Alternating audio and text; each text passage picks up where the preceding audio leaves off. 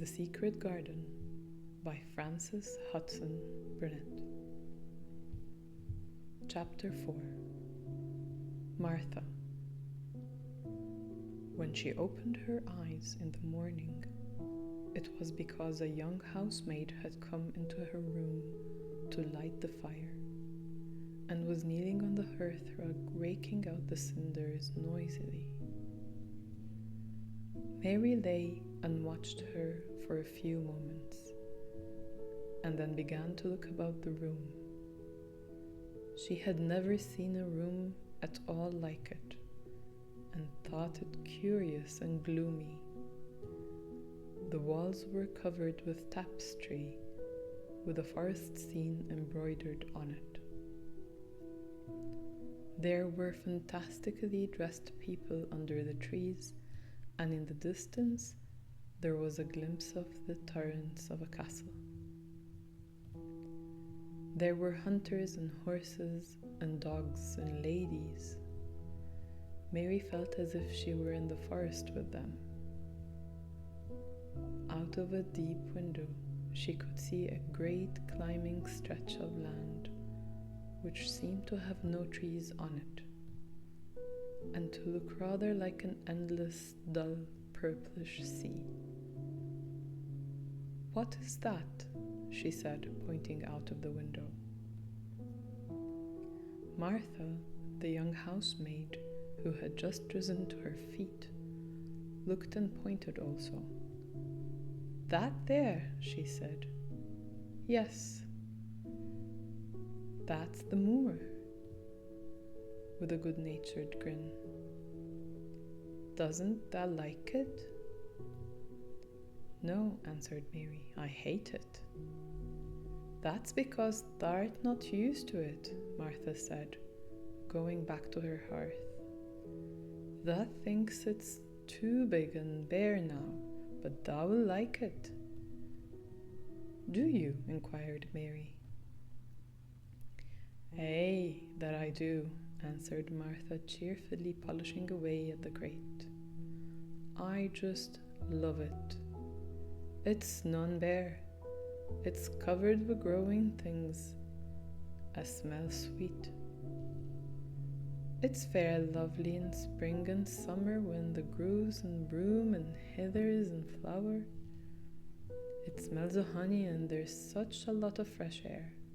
And the sky looks so high and the bees and skylarks make such a noise, humming and singing. I wouldn't live away from the moor for anything." Mary listened to her with a grave, puzzled expression. The native servants she had been used to in India were not in the least like this. They were obsequious and servile, and did not presume to talk to their masters as if they were their equals. They made salams and called them protector of the poor, and names of that sort. Indian servants were commanded to do things, not asked. It was not the custom to say please and thank you, and Mary had always slapped her ayah in the face when she was angry. She wondered a little what this girl would do if one slapped her in the face.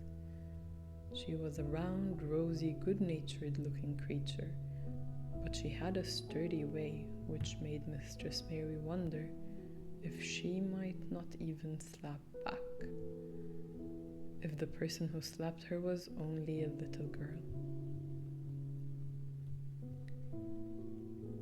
"You are a strange servant," she said from her pillows rather haughtily. Martha sat up on her heels with her blacking bush in her hand and laughed, without seeming the least out of temper. "I know that," she said. "If there was a grand missus at Misselthwaite, I should never have been even one of the under housemaids. I might have been let to be scullery maid, but I'd never have been let upstairs. I'm too common, and I talk too much Yorkshire. But this is the funny house for all it's so grand. Seems like there's neither master nor mistress except Mr. Pitcher and Mrs. Medlock. Mr. Craven, he won't be troubled about anything when he's here, and he's nearly always away. Mrs. Medlock gave me the place out of kindness. She told me she could never have done it if Mrs. Thwaite had been like other big houses. Are you going to be my servant? Mary asked, still in her imperious little Indian way. Martha began to rub her grate again. I'm Mrs. Medlock's servant, she said stoutly, and she's Mr. Craven's, but I'm to do the housemaid's work up here and wait on you a bit, but you won't need much waiting on. Who is going to dress me? Demanded Mary.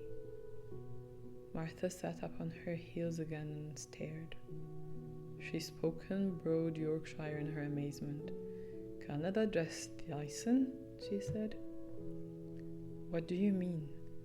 I don't understand your language, said Mary. I forgot, Martha said.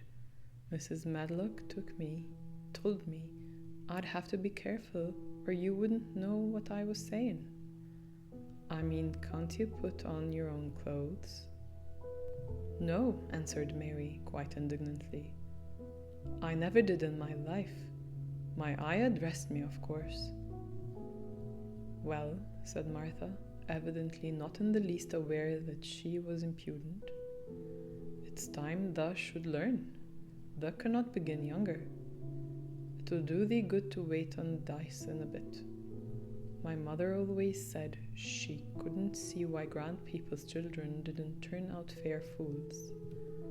What with nurses and being washed and dressed and took out to walk as if they was puppies. It is different in India, said Mistress Mary disdainfully. She could scarcely stand this. But Martha was not at all crushed. I can see it's different, she answered most sympathetically. I dare say it's because there's such a lot of blacks there instead of respectable white people. When I heard you was coming from India, I thought you was a black too. Mary sat up in her bed, furious. What? She said. What? You thought I was a native? You daughter of a pig? Martha stared and looked hot. Who are you calling names? She said. You needn't be so vexed. That's not the way for a young lady to talk. I've nothing against the blacks. When you read about them in the tracts, they're always very religious. You always read as a black's a man and a brother. I've never seen a black, and I was fair pleased to think I was going to see one close.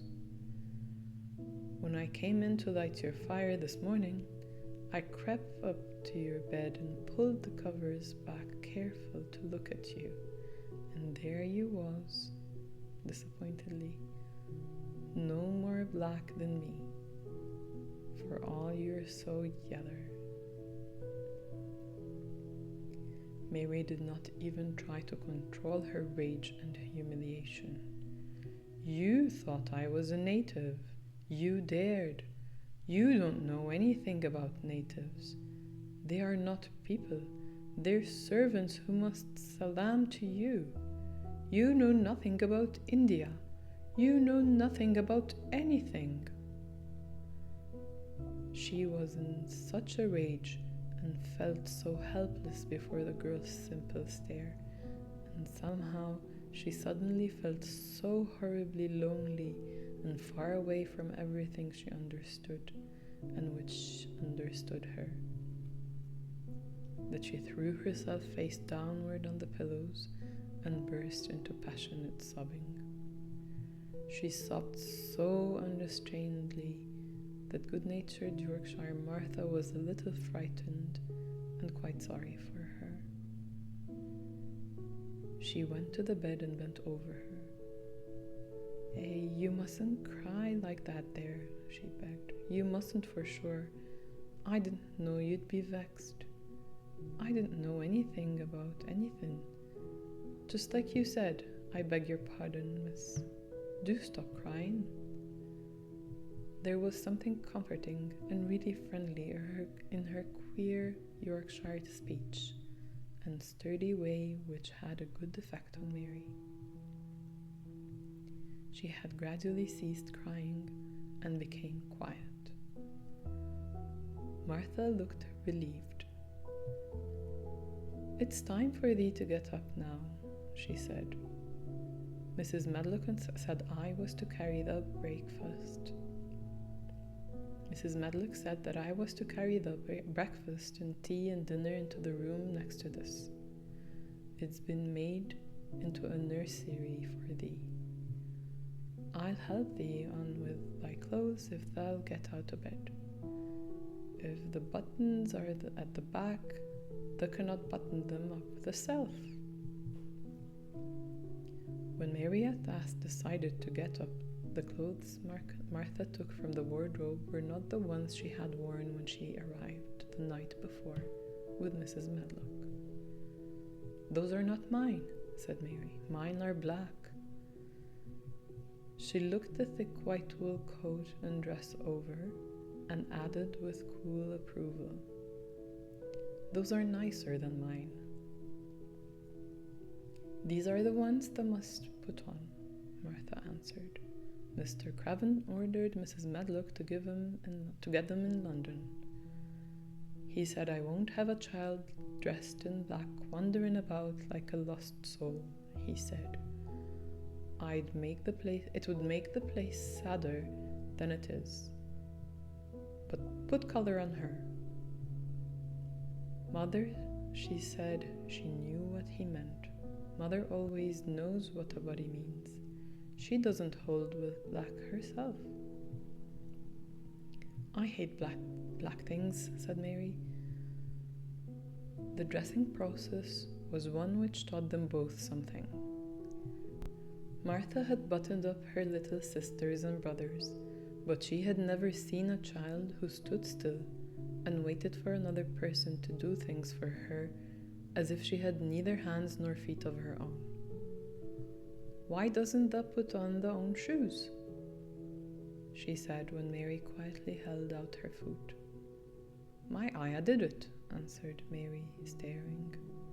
"It was the custom." She said that very often. It was the custom. The native servants were always saying it. If one told them to do a thing their ancestors had not done before for 1,000 years, they gazed at one mildly and said, "It is not the custom." And one knew that was the end of the matter. It had not been the custom that Mistress Mary should do anything but stand and allow herself to be dressed like a doll. But before she was ready for breakfast, she began to suspect that her life at Misselthwaite Manor would end by teaching her a number of things quite new to her. Things such as putting on her own shoes and stockings and picking up things she let fall. If Martha had been a well-trained fine lady's maid, she would have been more subservient and respectful, and would have known that it was her business to brush hair, unbutton boots, and pick things up and lay them away. She was, however, only an untrained Yorkshire rustic who had been brought up in a moorland cottage with a swarm of little brothers and sisters who had never dreamed of doing anything but waiting on themselves and on the younger ones who were either babies in arms or just learning to totter about and tumble over things.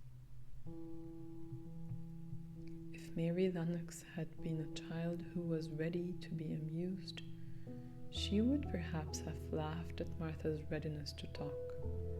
but Mary only listened to her coldly and wondered at her freedom of manner. At first she was not at all interested, but gradually, as the girl rattled on in her good-tempered, homely way, Mary began to notice what she was saying. "Hey, you should see 'em all," she said. "There's 12 of us and my father only gets 16 shillin' a week.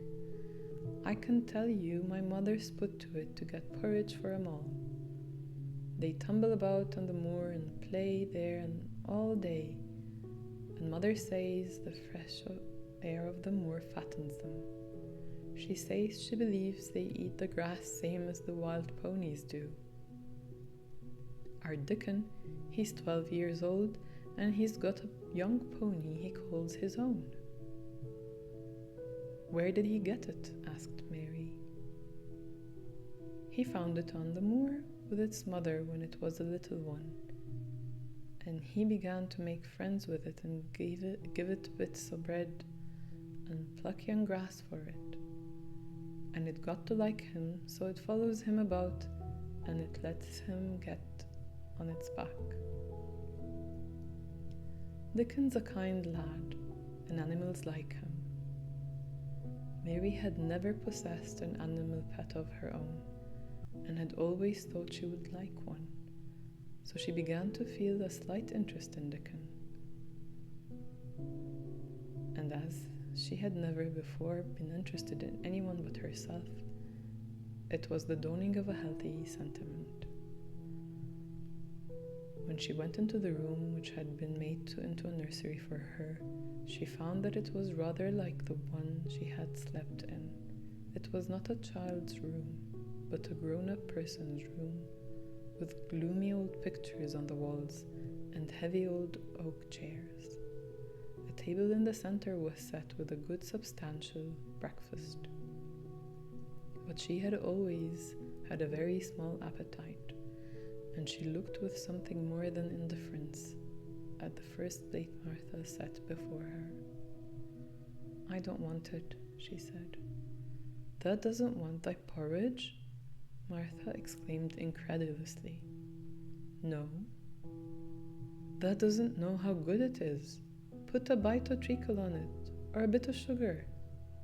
"I don't want it," repeated Mary. "Eh," said Martha, "I can't abide to see good victuals go to waste. If our children was at this table, they'd clean it bare in 5 minutes." "Why?" said Mary coldly. "Why?" echoed Martha. "Because they scarce ever had their stomachs full in their lives. They're as hungry as young hawks and foxes." "I don't know what it is to be hungry," said Mary, with the indifference of ignorance. Martha looked indignant. "Well, it would do thee good to try it. I can see that plain enough," she said outspokenly. "I've no patience with folk as sits and just stares at good bread and meat. My word, don't I wish Dickon and Phil and Jane and the rest of them had what's here under their pinafores?" "Why don't you take it to them?" suggested Mary. "It's not mine," answered Martha stoutly, "and this isn't my day out. I get my day out once a month, same as the rest. Then I go home and clean up for mother and give her a day's rest." Mary drank some tea and ate a little toast and some marmalade. "You wrap up warm and run out and play, you," said Martha. "It will do you good and give you some stomach for your meat." Mary went to the window. There were gardens and paths and big trees, but everything looked dull and wintry. Out? Why should I go out on a day like this? "Well, if thou doesn't go out, thou'lt have to wait in, and what was thou got to do?" Mary glanced about her. There was nothing to do. When Mrs. Medlock had prepared the nursery, she had not thought of amusement. Perhaps it would be better to go and see what the gardens were like. "Who will go out with me?" she inquired. Martha stared. "You'll go by yourself," she answered. "You'll have to learn to play with other children. You'll have to learn to play like other children does when they haven't got sisters and brothers. Our Dickon goes off on the moor by himself and plays for hours. That's how he made friends with the pony. He's got sheep on the moor that knows him, and birds just comes and eats out of his hand. However little there is to eat, he always saves a bit of his bread to coax his pets." It was really this mention of Dickon which made Mary decide to go out, though she was not aware of it. There would be birds outside, but there would not be ponies or sheep.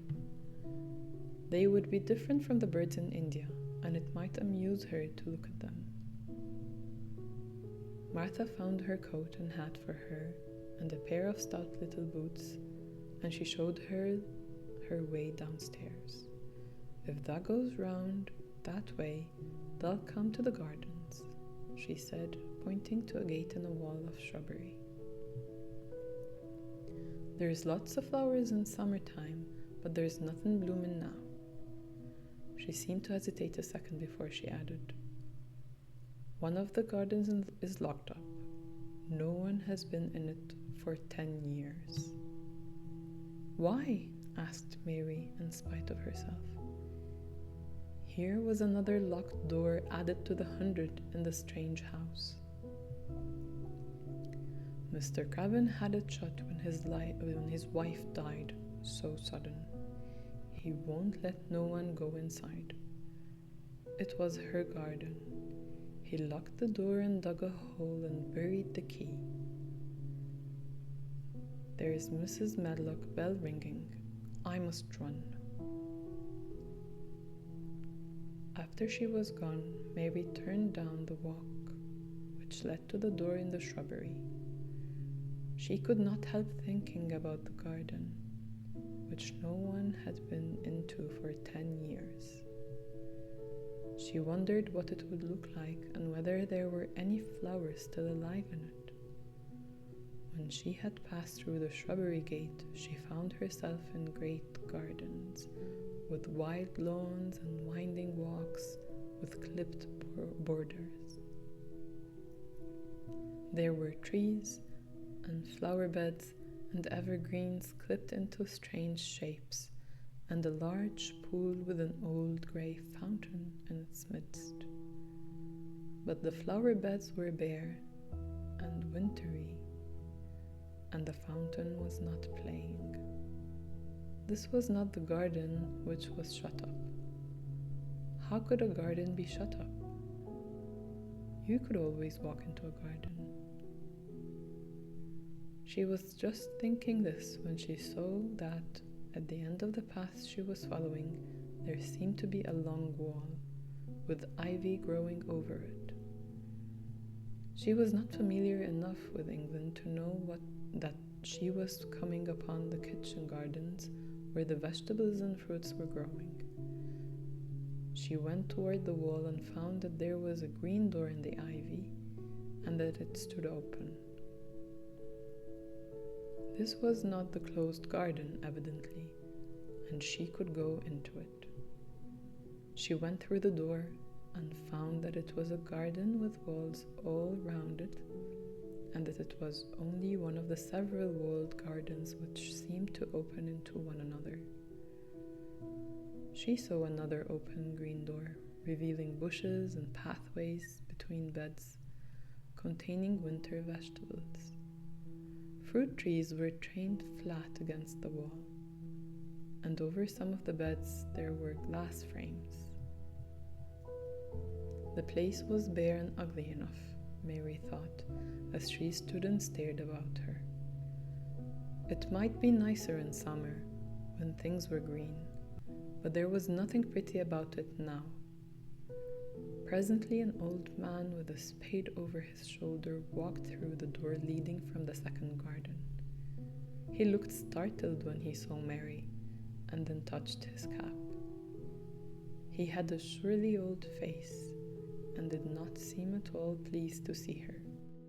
But then she was displeased with his garden, and wore her quite contrary expression, and certainly did not seem at all pleased to see him. "What is this place?" she asked. "One of the kitchen gardens," he answered. "What is that?" said Mary, pointing through the other green door. "Another of them?" shortly. "There's another one the other side of the wall, and there's the orchard the other side of that." "Can I go in them?" asked Mary. "If the likes, but there's no to see." Mary made no response. She went down the path and through the second green door. There she found more walls and winter vegetables and glass frames. But in the second wall there was another green door, and it was not open. Perhaps it led into the garden which no one had seen for 10 years.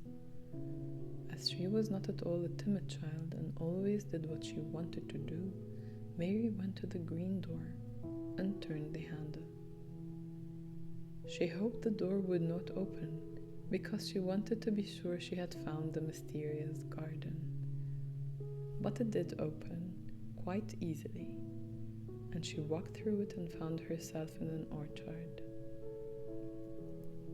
There were walls all around it, also, and trees trained against them, and there were bare fruit trees growing in the winter browned grass. But there was no green door to be seen anywhere. Mary looked for it, and yet, when she had entered the upper end of the garden, she had noticed that the wall did not seem to end with the orchard, but to extend beyond it, as if it enclosed a place at the other side. She could see the tops of trees above the wall, and when she stood still, she saw a bird with a bright red breast sitting on the topmost branch of one of them. And suddenly he burst into his winter song, almost as if he had caught sight of her and was calling to her. She stopped and listened to him, and somehow his cheerful, friendly little whistle gave her a pleased feeling. Even a disagreeable little girl may be lonely, and the big closed house and big bare moor and big bare gardens had made this one feel as if there was no one left in the world but herself. If she had been an affectionate child who had been used to being loved, she would have broken her heart. But even though she was Mistress Mary quite contrary, she was desolate, and the bright-breasted little bird brought a look into her sour little face, which was almost a smile. She listened to him until he flew away. He was not like an Indian bird, and she liked him and wondered if she should ever see him again. Perhaps he lived in the mysterious garden and knew all about it. Perhaps it was because she had nothing whatever to do that she thought so much of the deserted garden. She was curious about it and wanted to see what it was like. Why had Mr. Archibald Craven buried the key? If he had liked his wife so much, why did he hate her garden? She wondered if she should ever see him, but she knew that if she did, she should not like him, and he would not like her, and that she should only stand and stare at him and say nothing, though she should be wanting dreadfully to ask him why he had done such a queer thing. People never like me, and I never like them, she thought. And I never can talk as the Crowford children could. They were always talking and laughing and making noises. She thought of the robin and of the way he seemed to sing his song at her.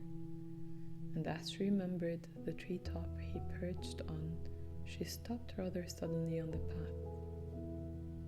I believe that tree was in the secret garden. I feel sure of it, she said. There was a wall round the place and there was no door. She walked back into the first kitchen garden she had entered and found the old man digging there. She went and stood beside him and watched him a few moments in her cold little way. He took no notice of her, and so at last she spoke to him. "I have been into the other gardens," she said. "There was nothing to prevent thee," he answered crustily. "I went into the orchard." "There was no dog at the door to bite thee," he answered. "There was no door there into the other garden," Mary said. "What garden?" he said in a rough voice, stopping his digging for a moment. "The one on the other side of the wall," answered Mistress Mary. "There are trees there. I saw the tops of them. A bird with a red breast was singing on one of them, and he sang." To her surprise, the surely old weather-beaten face actually changed its expression. A slow smile spread over it, and the gardener looked quite different. It made her think that it was curious how much nicer a person looked when he smiled. She had not thought of it before. He turned about to the orchard side of his garden and began to whistle. A low, soft whistle. She could not understand how such a surly man could make such a coaxing sound. Almost the next moment, a wonderful thing happened. She heard a soft little rushing flight through the air, and it was the bird with the red breast flying to them, and he actually alighted on the big clod of earth quite near to the gardener's foot. "Here he is," chuckled the old man, and then he spoke to the bird as if he were speaking to a child. "Where has thou been, the cheeky little beggar?" he said. "I've not seen thee before today. Has thou begun the courting this early in the season? Thou'rt too forward." The bird put his tiny head on one side and looked up at him with his soft bright eye, which was like a black dewdrop. He seemed quite familiar and not the least afraid. He hopped about and pecked the earth briskly, looking for seeds and insects. It actually gave Mary a queer feeling in her heart, because he was so pretty and cheerful and seemed so like a person. He had a tiny plump body and a delicate beak and slender, delicate legs. "Will he always come when you call him?" she asked almost in a whisper. "Aye, that he will. I've known him ever since he was a fledgling. He come out of the nest in the other garden, and when first he flew over the wall, he was too weak to fly back for a few days, and we got friendly. When he went over the wall again, the rest of the brood was gone, and he was lonely, and he come back to me." "What kind of a bird is he?" Mary asked. "Doesn't thou know? He's a robin redbreast, and they're the friendliest, curiousest birds alive. They're almost as friendly as dogs, if you know how to get on with them. Watch him pecking about there and looking around at us now and again. He knows we're talking about him." It was the queerest thing in the world to see the old fellow. He looked at the plump little scarlet waistcoated bird as if he were both proud and fond of him. "He's a conceited one," he chuckled. "He likes to hear folk talk about him. and curious, bless me. There never was his like for curiosity and meddling. He's always coming to see what I'm planting. He knows all the things Mr. Craven never troubles Hissel to find out. He's the head gardener. He is. The robin hopped about busily pecking the soil, and now and then stopped and looked at them a little. Mary thought his black dewdrop eyes gazed at her with great curiosity. It really seemed as if he were finding out all about her. The queer feeling in her heart increased. "Where did the rest of the brood fly to?" she asked.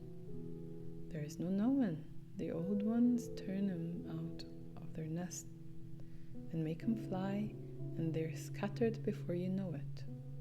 This one was a knowing one, and he knew he was lonely." Mistress Mary went a step nearer to the robin and looked at him very hard. "I'm lonely," she said. She had not known before that this was one of the things which made her feel sour and cross. She seemed to find it out when the robin looked at her and she looked at the robin. The old gardener pushed his cap back on his bald head and stared at her a minute. "Art thou the little wench from India?" he asked. Mary nodded. "Then no wonder thou'rt lonely. Thou'lt be lonelier before thou'st done," he said. He began to dig again, driving his spade deep into the rich black garden soil, while the robin hopped about very busily employed. "What is your name?" Mary inquired. He stood up to answer her.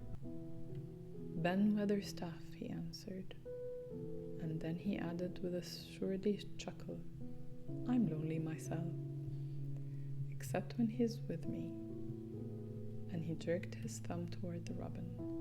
"He's the only friend I've got." "I have no friends at all," said Mary. "I never had. My ayah didn't like me, and I never played with anyone.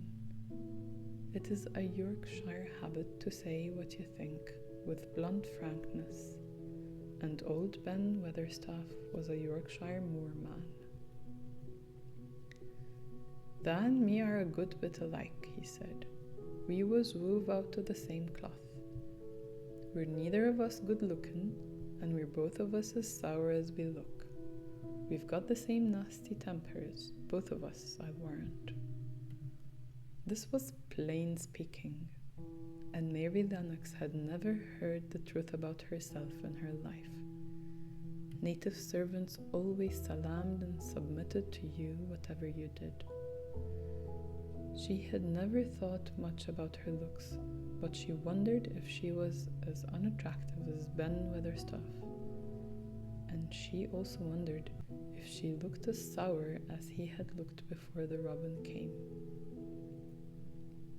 She actually began to wonder also if she was nasty-tempered. She felt uncomfortable.